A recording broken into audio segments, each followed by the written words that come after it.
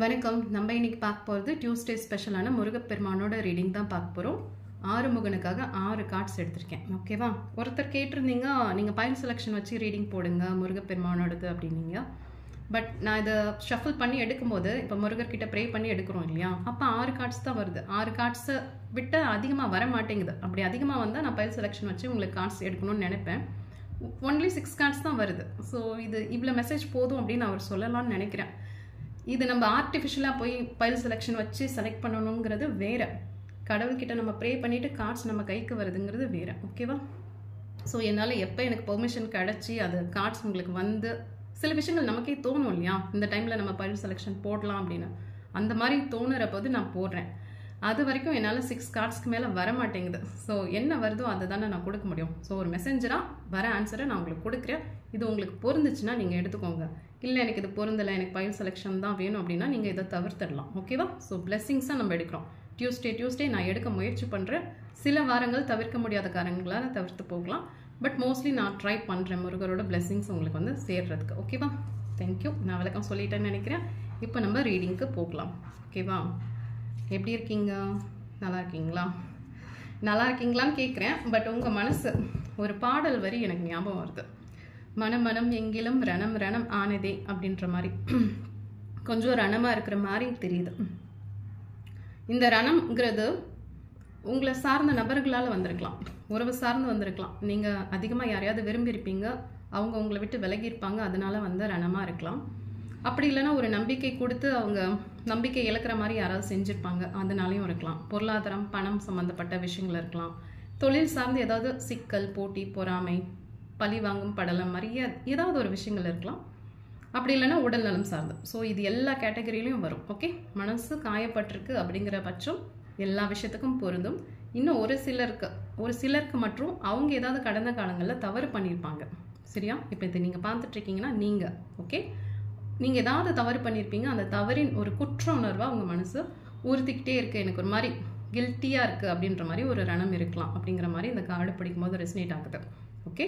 இப்போ முருகர் கொடுக்குற பிளெஸிங்ஸ் என்னென்னா, இந்த ரணம்னு நான் சொன்னேன்ல, இந்த மனசில் ஏற்பட்ட காயங்கள் அப்படி சொன்னேன் இல்லையா. ஸோ இந்த மயில் இறகு முருகரோட வாகனம், மயில் வாகனம். அந்த மயில் இறகால் உங்கள் மனசு இப்படி நீவி விட்டால் எப்படி இருக்கும்? ஒரு ஹீலிங்கான ப்ராசஸ் போயிட்டுருக்குன்னா எஸ், உங்களுக்கு ஒரு ஹீலிங் ப்ராசஸ் போயிட்டுருக்கு. இது இந்த ரீடிங் நீங்கள் பார்க்குறதுக்கு முன்னாடியிலேருந்து நடந்துகிட்ருக்கு. நீங்கள் ஆல்ரெடி முருகர் பக்தராக இருக்கலாம், இல்லை மைக்கேல் உங்களுக்கு ரொம்ப பிடிச்சிருக்கலாம். ஸோ ஏதோ ஒரு பீகாக் கூட உங்களுக்கு பிடிச்சிருக்க வாய்ப்புகள் இருக்குது. ஸோ ஒரு மயில் இறகால உங்களுக்கான ஒரு ஹீலிங் போயிட்டுருக்கு. நீங்கள் பாதி குணமாயிட்டீங்க, இன்னும் பாதியும் குணமாயிடுவீங்க. சரியா? ஸோ உங்கள் காயங்கள் நான் சொன்னேன்ல, அந்த காயங்கள் எல்லாம் மாயங்களாக மறையக்கூடிய காலகட்டம் வந்துடுச்சு. என்ன பிரச்சனை வேணால் இருக்கலாம். ஓகே? எது வேணால் இருக்கலாம். உடல் சார்ந்திருக்கலாம், பணம் சார்ந்திருக்கலாம், உறவு சார்ந்திருக்கலாம். இந்த பிரச்சனைகள்லாம் நிவர்த்தியாக போகுது. அப்படிங்கிறது தான் முருகர் ஃபஸ்ட்டு கொடுக்குற பிளெஸ்ஸிங்ஸ். ஓகே? எல்லாமே முடிய போகுது. இது எப்போ முடியும்னு கேட்டால் விரைவில், மிக விரைவில் கூட நடக்க சான்சஸ் இருக்குது. ஸோ உங்களோட கர்மா பதிவுகளின்படி அது உங்களுக்கு கொஞ்சம் காலதாமதம் ஆகலாம். சில பேருக்கு கர்மா வந்து கழிஞ்சிட்ருக்குன்னா அவங்களுக்கு சீக்கிரமாக நல்ல விஷயங்கள் நடக்க வாய்ப்புகள் இருக்குது. ஸோ அவங்கவுங்க கையில் தான் இருக்குது. இது சீக்கிரம் வருதா, கொஞ்சம் லேட்டாக வருதான்னு. மோஸ்ட்லி எல்லாருக்குமே மிக விரைவில் நன்மை நடக்கக்கூடும் அப்படிங்கிற மாதிரி கார்ட்ஸ் படிக்கும்போது ரெசனேட் ஆகுது. ஸோ முருகப்பெருமானோட ஃபஸ்ட்டு பிளெஸிங்ஸ் என்ன தெரியுமா?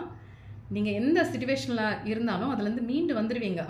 பணம் சார்ந்து, உடல் நலம் சார்ந்து, இல்லை ஏதாவது மனசில் காயங்கள் இருக்கும் இல்லையா, உறவு சார்ந்து, எதுலையா இருந்தாலும் வந்துடுவீங்க. இல்லை உங்களுக்கான ஒரு நல்ல விஷயங்கள் நடக்கும். ஸோ உங்கள் மனசு ஆறுதல் ஆகுது. அதுதான் ஃபஸ்ட்டு விஷயம். ஓகே? நெக்ஸ்ட்டு, இது வரைக்கும் நீங்கள் வந்து உணர்ச்சிகள் சார்ந்து முடிவெடுத்திருப்பீங்க. உணர்ச்சிகள் சார்ந்துன்னா கோபத்துலேயோ, அழுகையிலையோ, பொறாமையிலையோ, இல்லை ஒரு கவலையிலையோ ஏதோ ஒரு விஷயங்கள் உணர்ச்சி வசப்பட்டு முடிவெடுப்பாங்க இல்லையா, அந்த மாதிரி முடிவுகள் எடுத்திருப்பீங்க. பட் இப்போ உங்களுக்கே தெரியுது, இந்த மாதிரி நம்ம பண்ணதெல்லாம் தப்பு. இனிமேல் நம்ம அறிவு சார்ந்து தான் யோசிக்கணும். ஸோ படப்படன்னு அந்த கோவத்துல எல்லாம் நம்ம எந்த முடிவும் எடுத்துடக்கூடாது அப்படிங்கிற விஷயங்கள் உங்களுக்கு புரிஞ்சிருக்கு. ஸோ அறிவு சார்ந்து யோசிக்க ஆரம்பிச்சிருக்கீங்க. எஸ் அப்படிங்கிற மாதிரி கார்ட்ஸ் வந்திருக்கு. நல்லா இருக்கு. ஒரு புத்திசாலியாக மாறிட்டு இருக்கீங்கங்க. அதுவே ரொம்ப சிறப்பாக இருக்குது. ஏன்னா உணர்ச்சி வசப்பட்டு எடுக்கிற முடிவுகள் எல்லாமே மோஸ்ட்லி எல்லாமே வந்து சரியாக போகாது. அது நமக்கே பேக் ஃபயராக ஆக சான்சஸ் இருக்குது. இல்லை நம்மளை ஒரு மாதிரி சிக்கலில் மாட்டி விட்டுறதுக்கும் சான்சஸ் இருக்குது. ஸோ அறிவு சார்ந்து நீங்கள் எடுக்கக்கூடிய விஷயங்கள் எல்லாமே ரொம்ப சிறப்பாக போகிறதுக்கு சான்சஸ் இருக்குது. ஓகேவா? ஸோ அறிவு சார்ந்து யோசிக்கிறீங்கன்னா எஸ், நல்லாயிருக்கு. உங்கள் கார்ட்ஸ் பார்க்கவே நல்லாயிருக்கு. ஒவ்வொரு கார்டுமே ரொம்ப சிறப்பாக இருக்குது.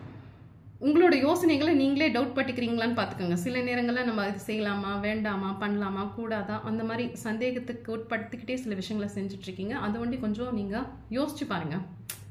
அந்த செய்யறதுக்கும் செய்யாமல் இருக்கிறதுக்கும் ஒரு இடைவெளி இருக்குல்ல, சிந்திக்கிறதுக்கும் செயல்படுறதுக்கும். யோசிக்கிறீங்க, இது நல்லா இருக்குது, கரெக்டாக இருக்குது அப்படிங்கிற பட்சத்தில் நீங்கள் அதை செய்யலாம். ஸோ யோசிச்சுட்டே இல்லாமல் சில விஷயங்கள், இது சுய தொழில் சார்ந்து இருக்கலாம், இல்லைன்னா ஏதாவது படிக்கக்கூடிய நபர்களாக இருக்கலாம், ஏதாவது வேலைக்காக முயற்சி பண்ணுறீங்களா என்னன்னு தெரியல. ஸோ ஒரு விஷயத்தை பற்றி யோசிச்சுட்டே இருக்கீங்க, ஓவர் திங்கிங் பண்ணிகிட்டே இருக்கீங்க, அதை செய்ய மாட்டேங்கிறீங்க அப்படிங்கிற மாதிரி வருது. முடிவு என்ன வேணா இருக்கட்டும், ஓகே, தோக்கிறது ஜெயிக்கிறது எதுவாக வேணா இருக்கட்டும், பட் நம்ம அந்த விஷயம் செய்கிறோமா, ரிங்குக்குள்ளே இருக்கோமா அப்படிங்கிறதான் விஷயம். சரியா? ஸோ பயப்படாதீங்க. முருகப்பெருமானோட ஆசை இருக்குது. உங்களுக்கு நல்ல ஒரு திடமான நம்பிக்கையும் இருக்குது, ஒரு சிறப்பான யோசனைகளும் இருக்குது. ஸோ செயல்படுத்துங்க, எல்லாம் நன்மைக்கே அப்படிங்கிற மாதிரி நல்ல விஷயங்கள் தான் உங்களை வந்து சேரும். ஓகேவா? இந்த மாற்றம் இப்போ உங்களுக்கு நிகழப்போகுது இல்லையா, ஒரு சந்தோஷமான மாற்றம். நான் சொன்ன ஒரு காயங்கள் எல்லாம் மாயங்கள் ஆக போகுது அப்படின்ட்டு. இந்த மாற்றம் வந்து உங்களுக்குள்ளே நிகழும்போது நீங்கள் ரொம்ப மகிழ்ச்சியாக சந்தோஷமாக, எஸ் நான் வந்து இது ஒரு மாதிரி அதிர்ஷ்டசாலிப்பா அப்படிங்கிற மாதிரியான ஒரு சில விஷயங்கள் உங்களுக்கு தோணும். இந்த தருணங்களில் வந்து மற்றவங்களை ஜட்ஜ் பண்ணாதீங்க, மற்றவங்களை குறை சொல்லாதீங்க. இப்போ நீங்கள் உங்ககிட்ட ஏதாவது தவறுகள் இருக்கலாம், ஓகே, அதே மாதிரி தான் நம்ம எதிர்கொள்கிற அனைவர்கிட்டையும் ஒரு நல்ல விஷயமும் இருக்கும், ஒரு தீய விஷயமும் இருக்கும். சரியா? ஸோ யாரையுமே குற்றம் குறை பார்த்தா சுற்றம் இல்லை அப்படின்னு சொல்லுவாங்க. ஸோ ஒவ்வொருத்தரையும் வந்து ஜட்ஜ் பண்ணிகிட்டே இருக்காதீங்க, இவங்க அப்படி அவங்க இப்படி, அது வேண்டாம் அப்படின்னு முருகப்பெருமான் சொல்கிறார். ஏன்னா உன்னை நோக்கி நிறைய நல்ல விஷயங்கள் வரப்போகுது. எஸ், நிறைய நல்ல விஷயங்கள் வரப்போகுது. உடல் சார்ந்து நல்ல முன்னேற்றம் இருக்கலாம், பணம் சார்ந்து வரப்போகுது, வேலை கிடைக்கிறதுக்கு வாய்ப்புகள் இருக்குது. ஸோ உறவு சார்ந்து நல்ல விஷயங்கள் வரப்போகுது. இந்த மாதிரி எல்லா சைடும் நல்லதாக வரும்போது நீங்கள் எப்படி இருக்கணும், நீங்களும் அதுக்கேற்ற மாதிரி ரிசீவ் பண்ணுற அளவுக்கு தகுதியுடைய நபர்களாக இருக்கணும். ஸோ உங்ககிட்ட நிறைய பாசிட்டிவ் சேஞ்சஸ் நீங்களே கொடுத்துக்கணும். நீங்களும் மற்றவங்க கிட்ட குறைகளை பார்க்காதீங்க, அவங்களோட நிறைகளை பாருங்க அப்படிங்கிற மாதிரி கார்ட்ஸ் வந்திருக்கு. இது வரைக்கும் ஏதோ கடுகடு சிடு சிடுன்னு இருந்தீங்கன்னா இப்போ கொஞ்சம் ஃப்ரீயாக உங்களை நீங்களே ஃப்ரீயாக ஆக்கிக்கோங்க, உங்களை நீங்களே சில் பண்ணிக்கோங்க, கொஞ்சம் சந்தோஷமாக ஜாய்ஃபுல்லாக இருக்க கற்றுக்கங்க. எஸ், எவ்வளோ மகிழ்ச்சியாக ஜாலியாக சந்தோஷமாக என்ன வேணால், எஸ் என்ன வேணால் வரைமுறைக்கு உட்பட்டு உங்களோட சந்தோஷத்தை நீங்கள் வச்சுக்கலாம். ஓகே, ஸோ அதை பார்த்துக்கோங்க அப்படிங்கிற மாதிரி தான் கார்ட்ஸ் நல்லா வந்திருக்கு. மன மகிழ்ச்சியாக, மனம் சந்தோஷமாக இருக்க இருக்க உங்களுக்கான சந்தோஷங்கள் பன்மடங்கு கூடும். பணம் சார்ந்த விஷயத்தில் தான் கவலைப்படுறேன், பிஸ்னஸ் சார்ந்து தான் பிரச்சனை போயிட்டுருக்கு அப்படின்னா அதற்கெல்லாம் ஒரு விடிவு கிளம்புற ஆரம்பிச்சிடுச்சு. ஸோ பணம் சார்ந்த பிரச்சனைகள் சீக்கிரமாக சால்வ் ஆகிறதுக்கு நிறைய வாய்ப்புகள் இருக்குது. உறவு சார்ந்தும் சால்வ் ஆகிறதுக்கு வாய்ப்புகள் இருக்குது. சில பேருக்கு திருமணம் தட்டி தட்டி போயிட்டு இருக்கலாம், அவங்களுக்கு ஒரு நல்ல வரன் கிடைக்கும் வாய்ப்புகள் இருக்குது. ஓகே, குழந்தை பாக்கியம் கிடைக்கும் வாய்ப்புகள் இருக்குது. ஏதோ ஒரு மாற்றம், ஒரு பியூட்டிஃபுல்லான சேஞ்சஸ் வருமானு கேட்டால் கண்டிப்பாக வர வாய்ப்புகள் இருக்குது. உங்களை குறை கூறிக்கிட்டே இருக்காங்க அப்படின்னா அந்த குறைகள் எல்லாம் உங்ககிட்ட நிவர்த்தி ஆகக்கூடிய வாய்ப்புகள் இருக்குது. ஸோ குறைகள் எல்லாம் மறைஞ்சிடும். அதே மாதிரி நீங்கள் மற்றவங்க கிட்ட இருக்கிற குறைகள், ஏதோ ஒரு வேண்டாத விஷயங்கள்னு பார்த்துட்டு இருக்கீங்களா, அதெல்லாம் அப்படி பார்க்காதீங்க. நீ நிறைவாக இருக்கும்போது மற்றவங்களையும் நிறைவாகவே பாரு அப்படின்னு முருகப்பெருமான் சொல்கிறார். ஸோ இந்த பிளெஸ்ஸிங்ஸ் நல்லா அற்புதமாக இருக்குது.